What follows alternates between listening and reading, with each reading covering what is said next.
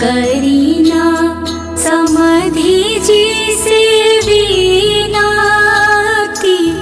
आजु सिर नवायो। लीना अपन बाबा धोतिया हाथे पान के बीरा।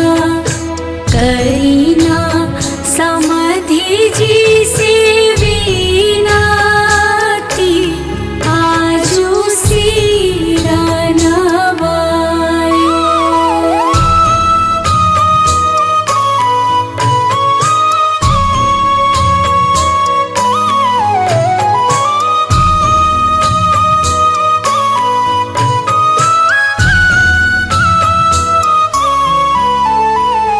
बाबा नैयो भैया नैयो हमा कबहू ना नैयो।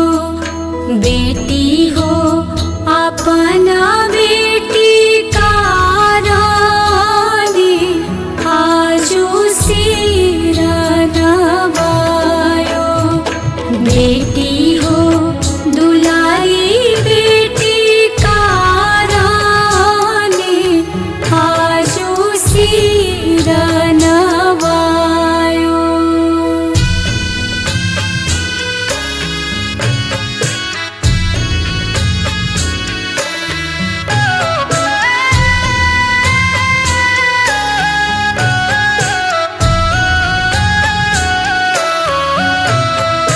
लीना अपना चाचा धोतिया हाथे पान के बीरा।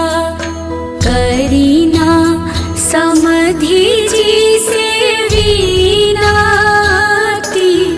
आजु सिर नवायो। करीना समधि जी से विनती आजु सिर नवायो।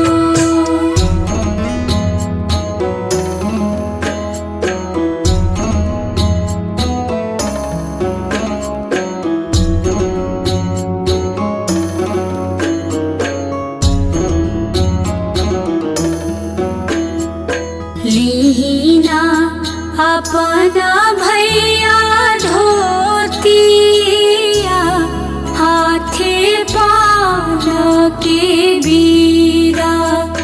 करीना समधि जी से विनती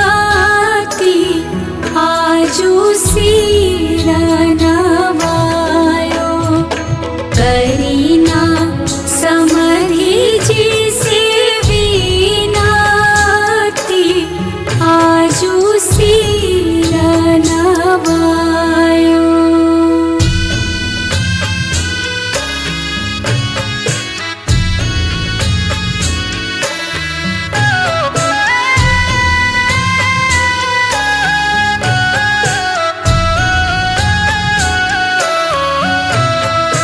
बाबा नैयो भैया नैयो हमा कबहू ना नैयो। बेटी हो दुला